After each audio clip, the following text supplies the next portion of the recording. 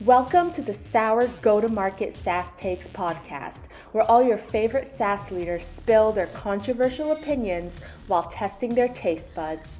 Get ready for sour candy with even sweeter insights. Hey, what's going on, everyone? I'm Jason Hassenberg, and you're watching the Sour Go-to-Market SaaS Takes podcast. It's the show with sour tastes and sour takes.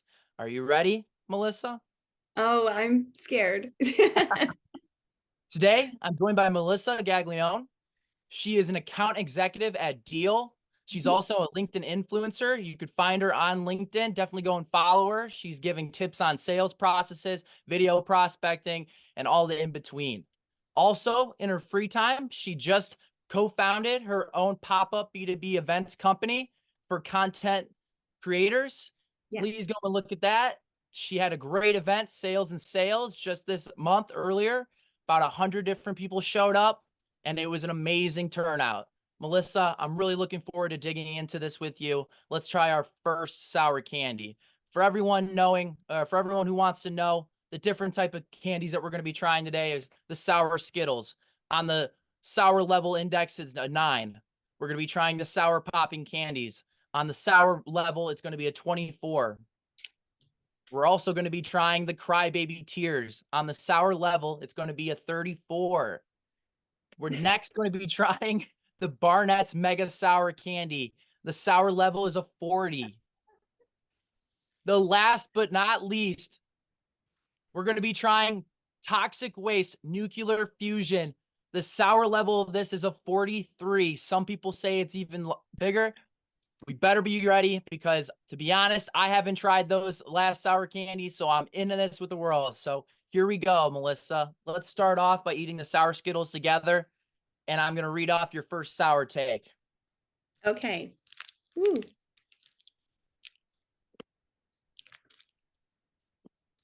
I ate all the Skittles. You can have as many as you want. I put a couple in there in case you wanted to be risky. And okay, I really like these Skittles. These I can enjoy. Later on, I don't think I'm going to be able to feel my mouth. So we'll enjoy them as we can. Your first. I'm going to save them. I'm going to have 2 now. And then when I need them later, I think they're going to help.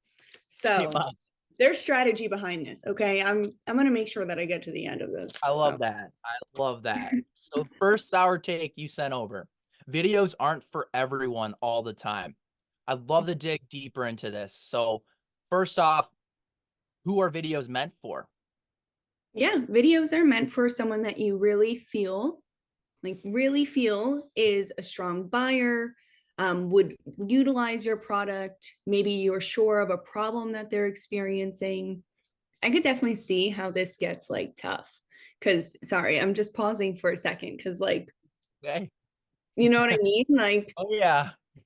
even though that wasn't sour, like it's not easy to talk. No. When like you just had that. Do you know what I mean? It almost makes your brain just kind of like buzz up for a second. You're like, oh, what am I doing? I am doomed. Oh my Well, it God. gets a lot worse. So Yeah, it's not sour. It's just like hard to chit chat. But anyway, so I'll start being more precise with my answers. Let me help myself there. Um, so they're not for everyone. And what I mean by that is, you want it to be for the person that you really feel would make a change, has this problem. Like there needs to be some sort of trigger because videos, they do take time for sure. And if you really want to be strategic, you want to take that time. Another piece of it is, yes, you can do it at scale, which I think is great. And companies, there are a lot of companies that do really well at that. But when you go to scale it, it's also still not for everybody because you want to make sure that you're being targeted by your department and it's the right time and it's the right segment. Like you can't just blindly send out videos to everybody. You really do have to have strategy behind it and you want to measure it because videos, they take time. So you want to work on it, like craft it. yeah, what Can you give me an example of a video that you've used in the past that really worked well, and maybe an example of one that didn't work so well? Yeah. I have a few stories. One that didn't work so well was when I was prospecting into, and maybe I'm saying it wrong again. It's, God, I'm so embarrassed. You think I would have learned this lesson? I'm just terrible with brands, but like it's Cartier. Did I say that right? Shit. Yeah, It it is. was, what is it? It's Cartier. Okay. Yeah, it's Cartier. And I sent a video to the VP of marketing, and I was like, we can really help with Cartier. And I, gave her this pitch just talking all about Cartier. And I Oh sent it to no. her, and I was so excited. And I even played it to my team because I was Oh, like, she's gonna love this. And yeah. everyone's like, Melissa, like this, you completely butchered the name. Like, There's nothing worse than butchering your name, especially like if you're like trying to meet someone for the first time and you say their name wrong. It's like, oh no, it's hilarious. So did you get a reply back or no?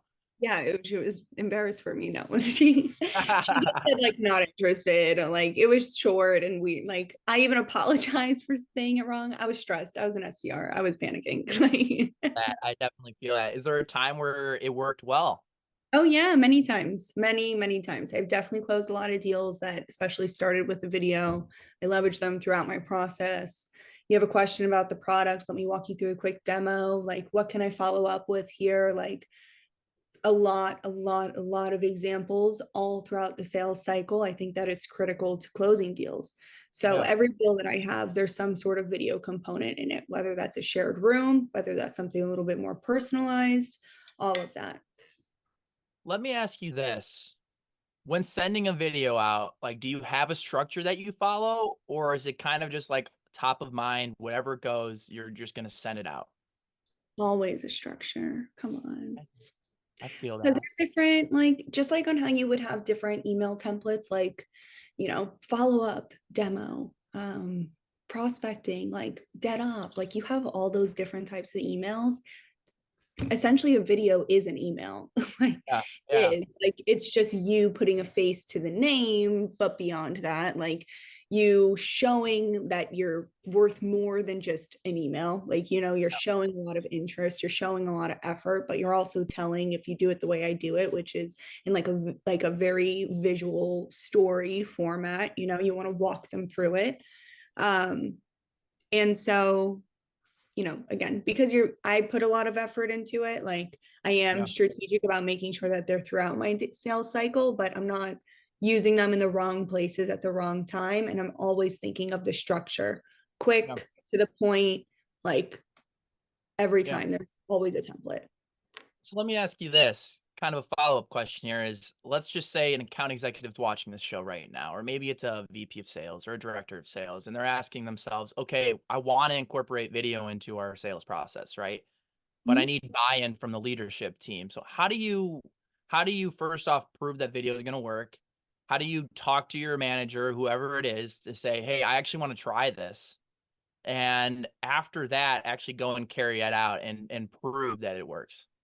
Yeah, so I did that. Um, I was the one, when I was an SDR, I was the one that got us to actually make a purchase and get a video platform. So when I started that off, it was first, I was just sending raw video clips over LinkedIn. And that was how I booked my first meeting as an SDR, which was really exciting. That's cool.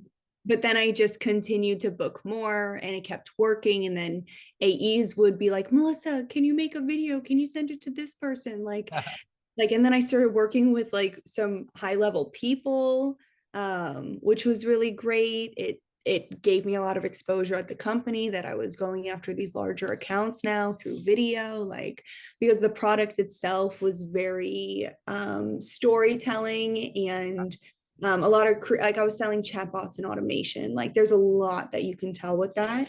Yeah. And so I tested it. I did it. I kept winning. And then I started sending them to my manager, and I was like, can you coach me on this? And he was like, Yeah.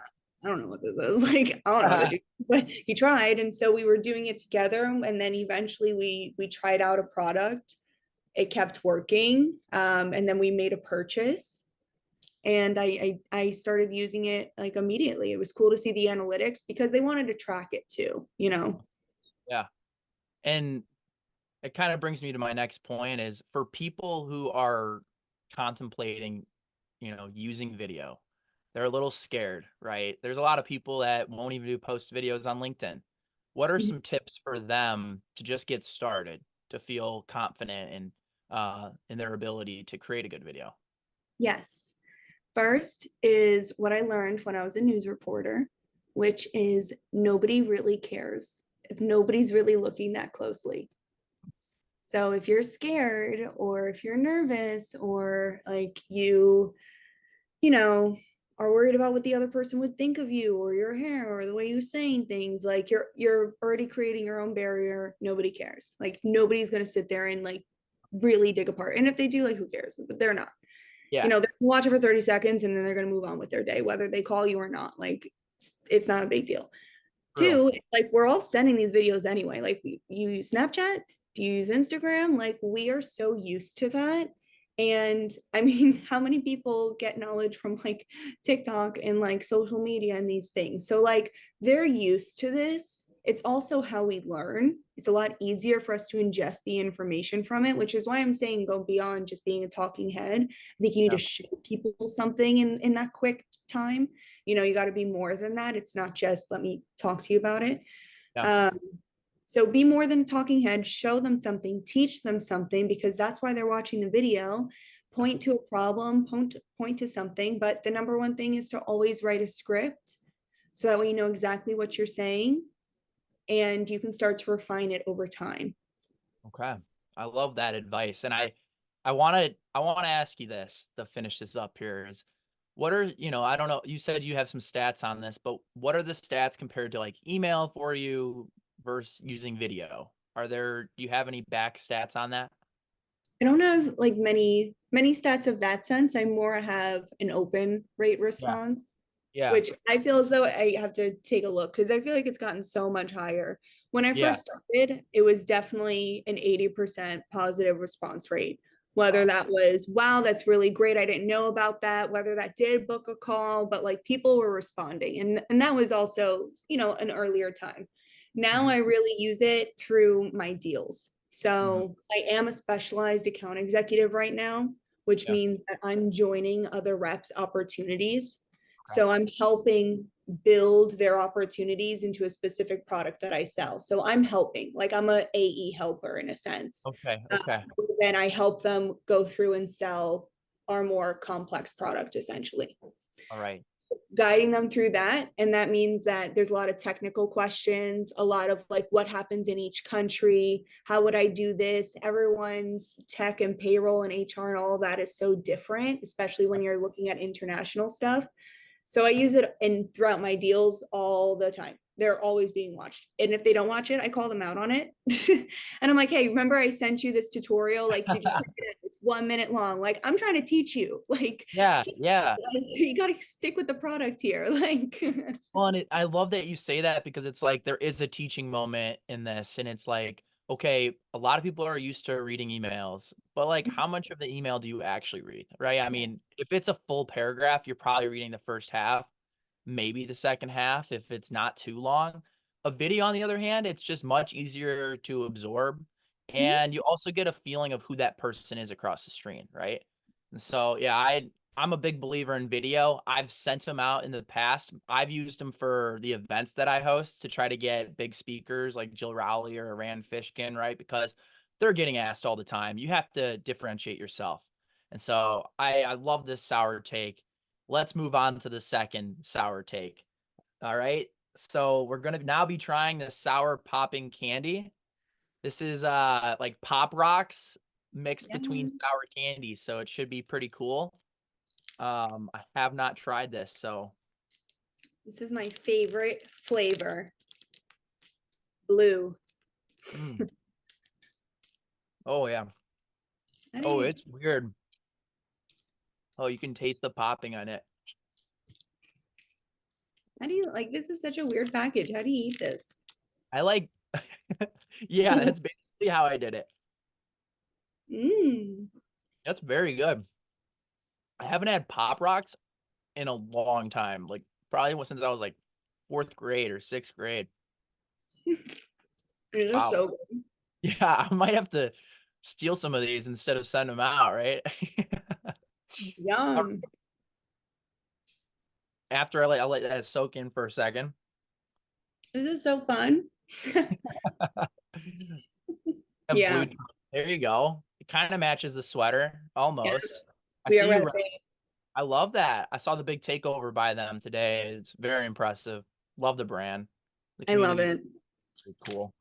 I love it so much. I Fun. love that company. I love all the people that work there. I got to know them really well at the event that we hosted because it Yeah. was a content house plus networking event.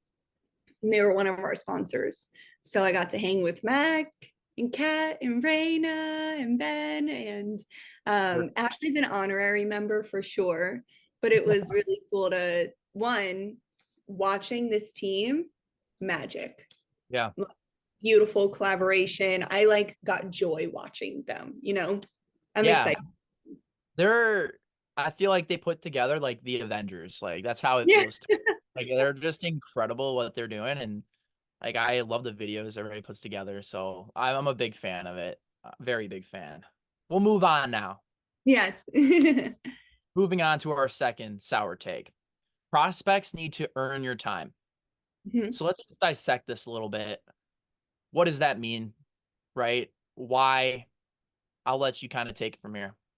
Yeah, I've said this from the very beginning, from when I first started in sales. Um, Especially when I really started putting in a lot of effort into like each email, each follow-up, like each deal that I really started to go for. And truthfully, when you're hunting, and even when you're like working your deals, right? Like not everyone or every deal is going to really earn your time. And I think Mhm. it's really critical for people to really understand, like, you know, your time matters just as much as like that C-suite executive. Yeah. Like all of our time is really important.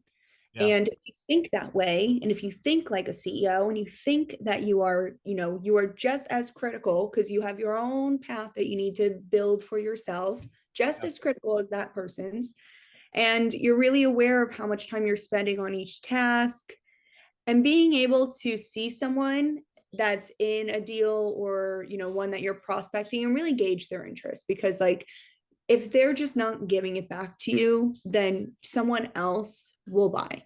There's always someone else. You just have to find them. And so you just have to be mindful of like, am I overdoing it for a company or a specific prospect that truly just doesn't care enough Yeah. to do anything? Yeah. Are there some red flags that you look for? When you're thinking about, okay, they're wasting my time. Yeah, I mean, if they're not responding, obviously, or they're really slow with it, or they're dragging their feet, or they come to meetings like, yeah, what was this about? Like sometimes people just take meetings to like take meetings. Like it sounds Yeah. weird. Like, I don't know what they're doing. Like, I don't know why. Like I find it Yeah. crazy. But you do want to be mindful of it. And if you're seeing and there's an emotional intelligence here where you're looking to see how much are they really paying attention, even when Yeah. you're talking to them, like even when you're sending them, they not giving you information either? Something Yep. that I used to do to qualify some of my opportunities back when I was selling like chatbots and automation was I would send over like a metrics checklist. Yeah. Had like 10 metrics, like 10 points that I was looking for. So that way I could build out like a stronger like ROI for the champion. Of course. And at one point I just made that part of it. I would tell them from the beginning, like this is part of the process, is part of the process, like just for accuracy. Numbers are important. We don't want to talk about that verbally and we get it wrong. Of And that would course. tell me if they were interested or not, truthfully, is if they really even looked at it, Yeah. like that gauged my interest. And if they would fill it out right away, I'm like, okay, like we're moving. Like, so Yeah. those things too. That's a smart tactic because like I'm sure if you brought that up to some sales, directors and whatnot, they'd probably be like, oh, well, that deters them, right? Like that actually might set them off, that they don't want to do all that work. But like what you're saying is if they really need this solution and they have this pain point and it's painful enough, they're going to do that, right? Because they need to find the right solution. And so I think that you doing that, one, it's educating them on their numbers, educating you on your numbers, and you're able to actually align on the call instead of it being like an informational call. Like, okay, tell me these 10 stats, right? And it's like, oh, they don't even have those 10 stats on them. So I really love that. Now I'm going to lead on. I want to ask you this just based off what you're saying. Have you ever come across someone where you're like, okay, they don't earn my time? Like, they're not worth my time. All of a sudden you kind of blank them out. And then like 2 weeks later, they come back and they're like, oh, like, dang, like I actually wanted to do this, right? Like I've done that, like with the podcast. I had a couple people where I just felt I was sending a message. I'm like, they don't care. I'm just gonna stop.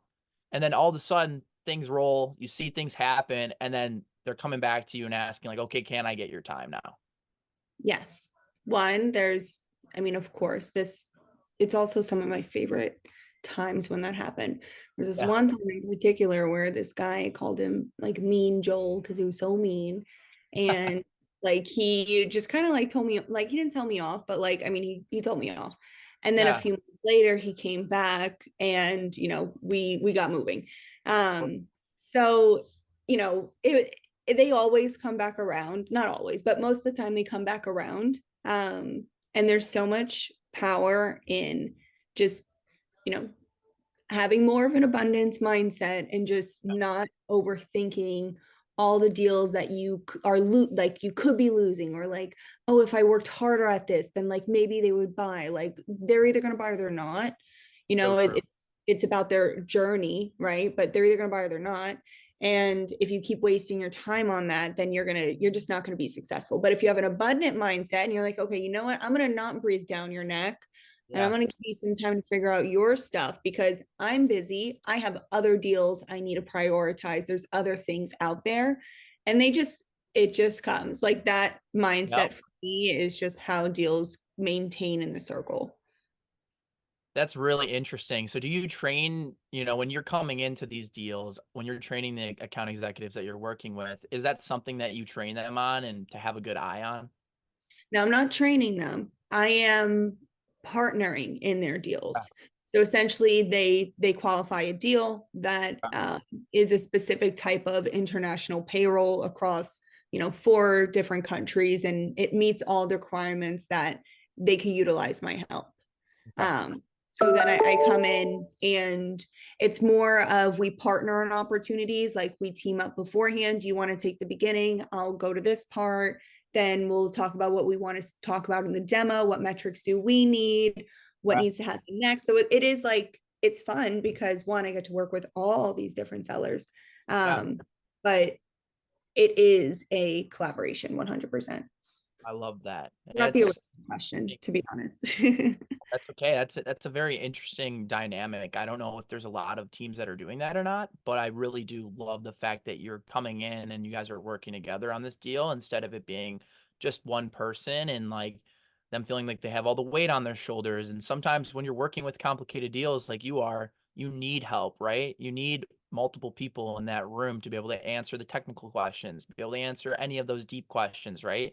And so, yeah, that's really cool that you do that. Let's move on. Third sour take. Now we're gonna be trying we're gonna be trying the crybaby tears. Now these I wouldn't try all at once because I haven't tried these yet, but they're supposed to be very sour. These are 34 in the sour level. The first two were a 9 and a 24, so much more sour. Which color are you picking? I'm gonna do the green, and I'll do red. I'm gonna do green and red. I'm gonna do two. Whoa. Those. I'm gonna do yellow. Oh, these Oh, are great. I like these. Mm-hmm. Mm. Okay, so they don't get sour till you chew them. Yeah, you gotta chew them. Mm. That's good. Try one more. So I don't know when you grew up, but I grew up with warhead competitions at camp. Like, Yep. Warheads are tough. tough stuff, man. Yeah, warheads are very tough. Now, I would have started off with like the most sour, but I feel in my head I want to work people up there. And so this isn't as sour as I thought it was going to be, but we'll carry on to our third sour take. Yes, this next Stop. one scares me because it's like, Yeah, these next two are going to be very, very sour. this is like a whole golf ball. This like, Yeah. I'm so worried. I'm more worried about this one than this one. This one, I'm like, is this just branding? Like, Oh, this are is they trying to scare me? Like this one, without it saying toxic waste, this green and pretty pink thing, this is gonna destroy us. Like, watermelon taste. That's what it's supposed to be. sour So, one. That's a good choice. we'll see how it goes there. Third sour take. Just stop if you can't automate it. Oh yeah. Oh yeah. Okay, I'm a big so I'd love to hear why you put this as your third sour take. yes. There's so many things, so many things that it is important just to automate. Whether that is like, for example, doing specific types of form fills on a website that I do. I'm not on the chat place yet. This is talking about like my side event website sort of thing. Yeah. Very minimal. There's no coding. I built it myself, God bless. But there's automations in there so that way I can collect different types of information. I can understand who's voting for like what city, things like that. Yeah. Automation, like even in your Slack, like that's something I'm really pushing for this year. So there's a lot of different things on Slack, the / remind hack, where it will automatically remind you of certain things. This year, I created my own workflows for myself. So I'm super excited where it pushes into a G sheet. So that way I can track like some of the things that I need to, because I work with so many different people. It's hard for me to be like, oh, I needed to, get this pricing for John and like this thing for Cindy. And like, there's so many different things because I support so many reps or work with so many reps. So I needed some sort of like easy Slack, like remember pieces of conversations, like we needed automation in there. With your calendar, like obviously, like why are we not using calendar links? Yeah. That's so true. Like, how are we not? You should see this. I've been planning a wedding and I'm like, why is no one using calendar links? Like everybody needs a calendar link. It's funny that you say the automation because I feel like when you're in a startup, there's a lot of founders and it'll be like, oh, we just can't do the automation right now. We're going to do everything manual. And being in the startup world, I'm like, you know what? Like that actually is wasting more of our manual time where we should be focused on doing tasks that are going to actually bring revenue and bring eyes to the company and create brand awareness. And so, in that situation, if a founder's like, hey, we don't have the cost, it's hard for me to say like it really doesn't cost that much to get a schedule link, right? And so like if you're talking to someone and they're like, well, we just don't have the resources to do it, what would be your advice? Like what would be your like North Star to try to get them to agree with you that automation is something they should look into? Oh my God. Well, one, that was something I had to sell when I was doing chats because I was selling against form fills. So I'm talking about asynchronous messaging, like automation, like that's the whole thing. But and another story is, and right when you were telling your story, I couldn't stop thinking about my first sales job. And it really wasn't like that long ago. Like I've really progressed quickly. And they had 18 salespeople I was a salesperson. And we had these big gross phones on our desk, like a legit big phone. It was so gross. Like I would wipe it down all the time. I'm like, this is the grossest thing. Like, and we had a printout of like old Zoom info numbers. Wow. There were 18 of us. And literally they had no email software, manual emails, one by one by one. Like Oh, it was like the most bizarre thing. And they didn't want any automation because they didn't want people to think that we were being disingenuous or something like that. And I was like, dude, we're copy and pasting the same email over and over yeah. and over again. Like it's not even like we're changing anything. We're just writing John question mark. Like what? And then the pandemic happened and I started working from home Yeah. and they gave me two jobs. So now I was selling events and then I was producing them at the same time. Yeah.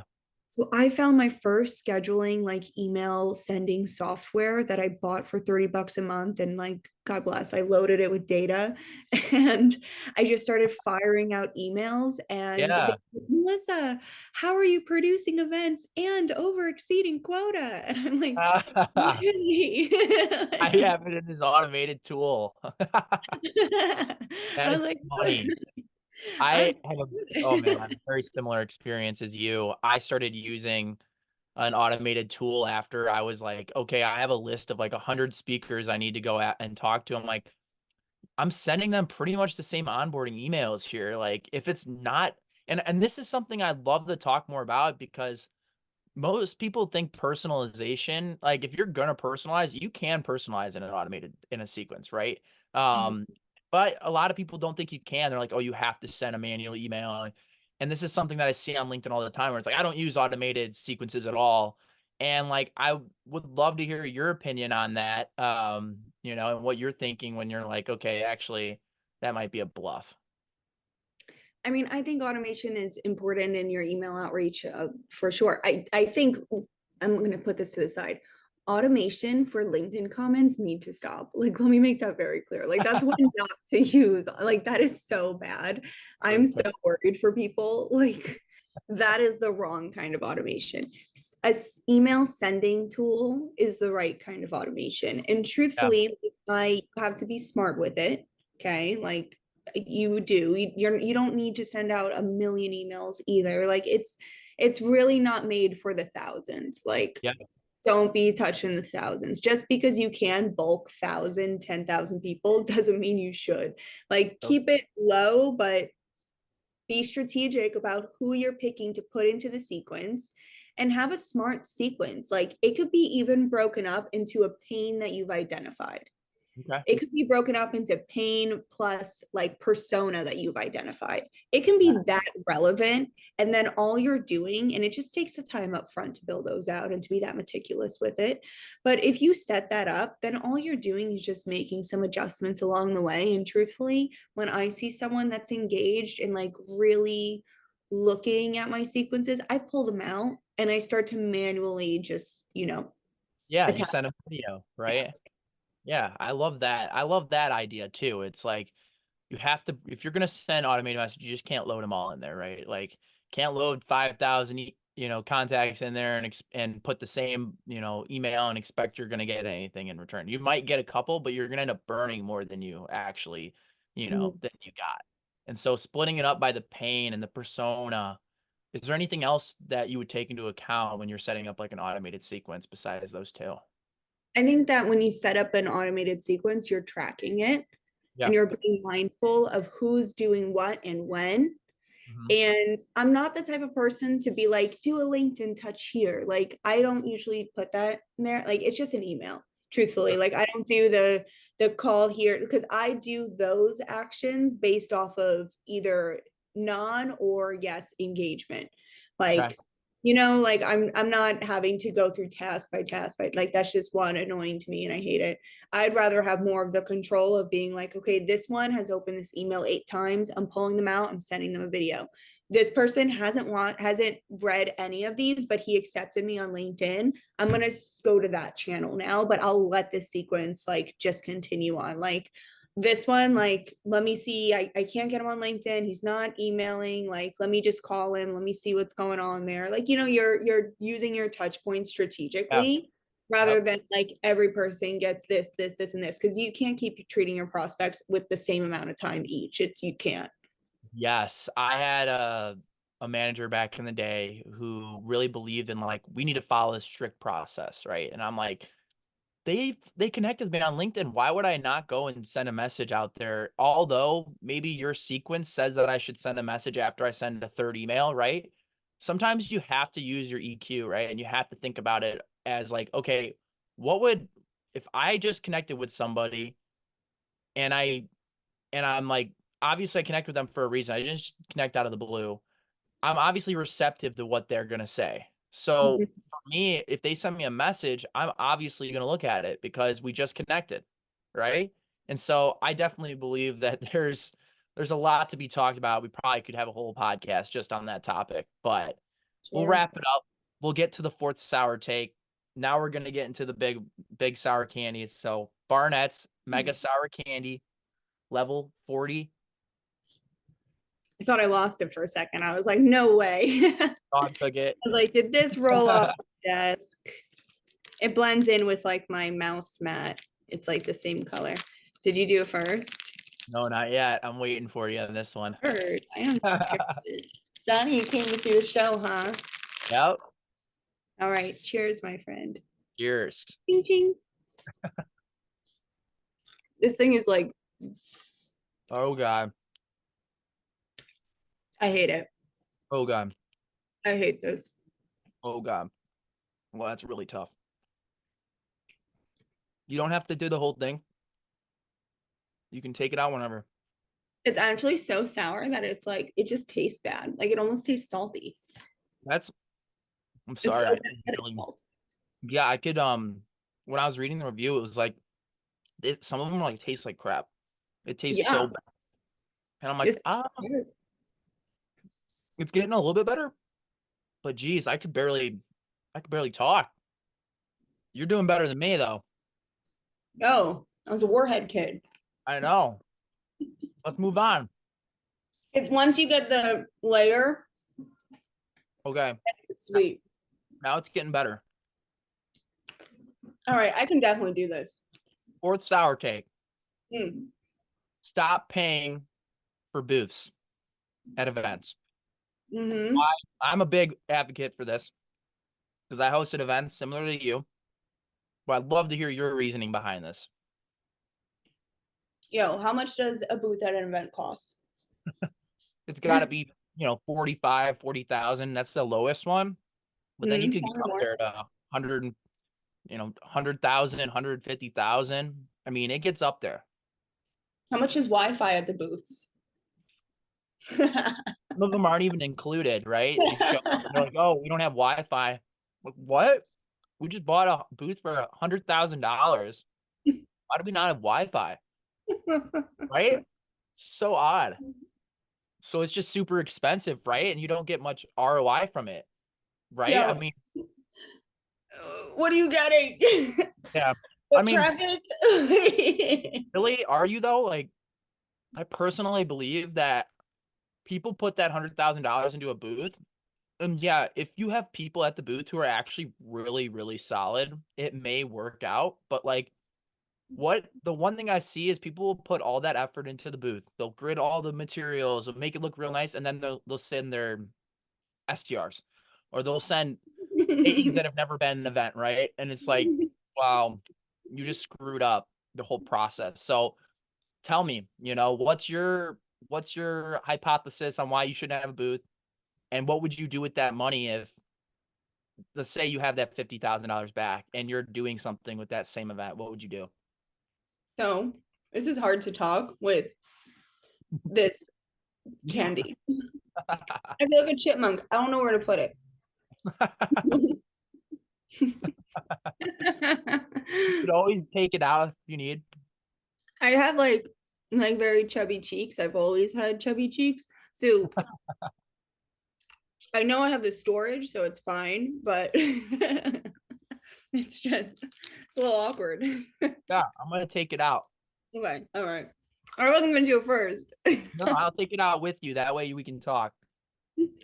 Oh, that sweet though kind of took the sour away, right? Yeah, I want to Yeah, sour. melted in the back of my throat. And now you're having a little Skittle right there. Look at you. Okay, yeah. So why these booths at events are a scam? Yeah. Exactly. Okay, so I told you I used to sell events. There's two different types of events, right? There's like the booth, well, three. There's the booth, Yeah. right? You spend $100,000. Who has the biggest booth? Yeah. Yay. And it's really just the foot traffic that comes in. And people have now seen like 100 companies. Like the only reason why your booth is standing out is because you had like a a trampoline. Like, like wow, like remember the one with the Yeah. trampoline? Like what do they do? Like they don't know. Like Yep. but they have a water bottle. Like that's it. Like there's really like not much there, in my opinion, in comparison to what the next phase is, which is what I'll get Yep. to. So Yep. there's either then there's small events, which is this is what I used to sell when I was, not automating emails, Yep. which was let me get, and this is the concept where I sell meetings. So I bring in C-suite executives from large companies, and they come to this conference where we have keynote speakers and, woohoo, like so boring, but necessary. And then we sell them meeting packages. So Okay. I'm going to go to a sponsor and say, I'm going to give you 10 meetings with 10, C-suite executives. I don't know who they are yet. I don't know if they're looking for your solution at all. Often when they come to these, they want to look at certain solutions, like they want to do these things, like they're coming and they don't really know like the match program. So they don't know who they're getting matched with. And then just like what you said before, they end up sending like a new AE or an SDR to go have these one-to-one conversations with C-suite executives that they've just spent 40K on. Yeah. 50, like it's so expensive to do things because you're flying all these people out, you're paying for their hotel, like breakfast, lunch, dinner, like I mean, yes, there's the networking piece to it, but like again, is that really that great? Yeah. And then you have the companies that are going to throw their own events and spend like $1 million. And Yeah. like literally they're going to spend all their money. And like Yeah. what is the content that they're going to generate from that? A keynote speaker that, hey, check out this gated content and you can see our CEO talk for 45 minutes about the future of AI. Like who's going to opt into that? That's the content that we're creating, guys. The bar is so low. Yeah. Like it's so bad. And so the way it's going is what I've been working on and launching and hosting, which are B2B networking content events where you curate content at these events, you bring people together. You could bring in your buyers, you could bring in people that are, thought leaders, you could bring in the general community that's learning, like you bring all these people together and you curate content, Yeah. and then now your event that everyone had a wonderful time at and learned, and they weren't getting pitched at the whole time, they're in casual conversations like one-to-one, just learning if people are actually excited to be there, they're happy. And like now you have an event that was 4 hours, but because of the content it lasts for 4 weeks. Wow. Yeah. I love that. The way you broke that down. I mean, and I'd love to dig deeper into like how do you create an event like that from the beginning, right? How do you get people to curate that content? So it's still definitely a work in progress, 100%. And, I'm still trying to figure out the best way to go about these things. But the easiest or like the realest way is exactly what you saw with ComSor, right? What you saw today, where, and just like, with this event, you get people excited about something. They feel that they're part of something. Now it's part of their mission and they're involved. And so, like, an example of how I'm going to maintain that is I'm having people vote for their city. Love it. So I'm only going to go to a place and throw this next event based off of which city is really advocating for themselves. Because one, that makes it fun and it gives ownership to the people. Maybe they don't live in Nashville, but maybe someone's like, yo, I'd go to Nashville. I Yeah. love it. I'll vote for Nashville. Like, so giving it to still for them, like it's still theirs. Mhm. And that's what I'm doing here. That's really cool. And I have to say, like, I had so much FOMO missing out on that event. I thought it was so cool. Like the yacht, I thought that was insane. The content house. I mean, just a brilliant idea. Like I think the only other the only other time I saw that was like the event, the content house that Align did back in the day. And Mhm. like, did you take some of those like those ideas? Because I feel like they did a good job, but I feel like you took it one step further. You had this content house, and then you added like its own event where you invited people who would really like to meet those content creators, right? And who were actually really excited about this thing and go on a yacht. Mhm. So Aligned and I, two very different missions. Yeah. That's it. Very different missions. And I was fortunate enough that I'm close with the Align team. Yeah. I use their product every day. Like I'm very close with them. And Yeah. I went to them and told them, like, one, if you're interested in Yeah. partnering, I was like, I came to them and I was like, first, like, I don't think you're gonna be interested in this, but just in case, like, I'd like to pitch you on a content house that, even though you just did one. But Yeah. I walked them through it, and I, more than anything, was just like, what would you like, am I thinking about this right? Like, what would you do, sort of Yeah. thing. Yeah. And they gave me pointers, and they suggested what it was, but what we created was very different outcomes. Those were very different purposes. True. Aligned is fully for everyone to understand the buyer's journey and digital sales room, and all about why it's like that was all about Yeah. aligned and deepening their relationship with their customers. Yeah. 100%. Like Yeah. a very different outcome than what I was doing. The only thing that's the same is that it was a house.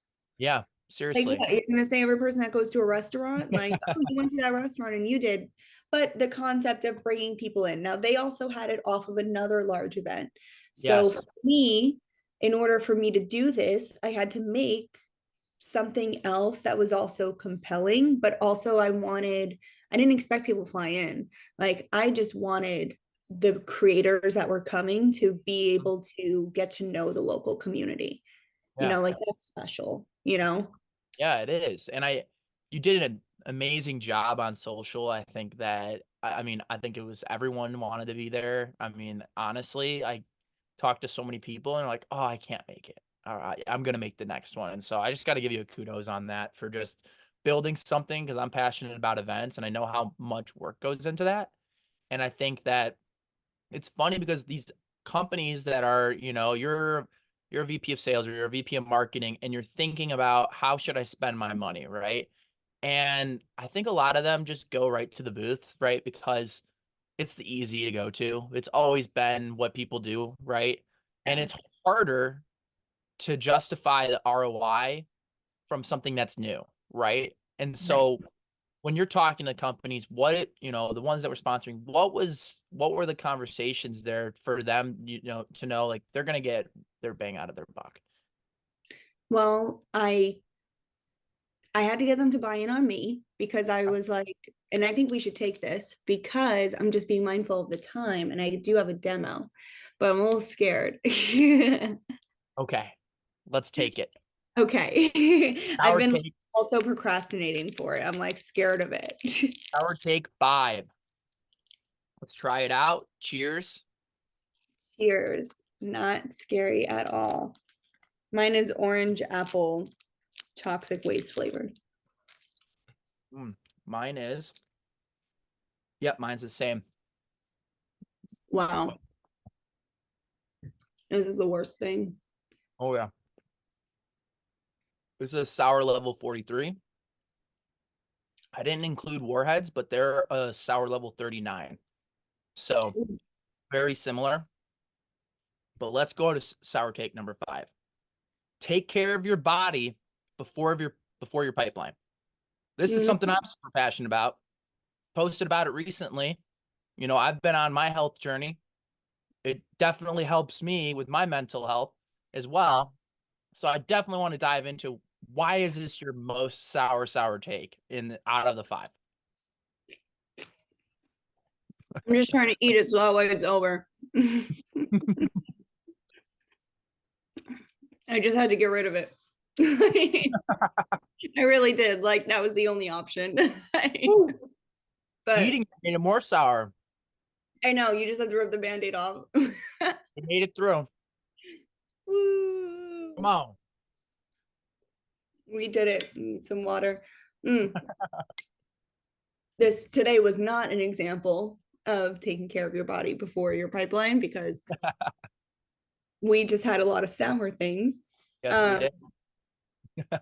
But look, like sales, in my opinion, and like many others, it's performance. And I think it's really important that you take care of yourself, and that you feed it good fuel, like you're mindful. A lot of us are sitting at desks, like move around, walk, get outside.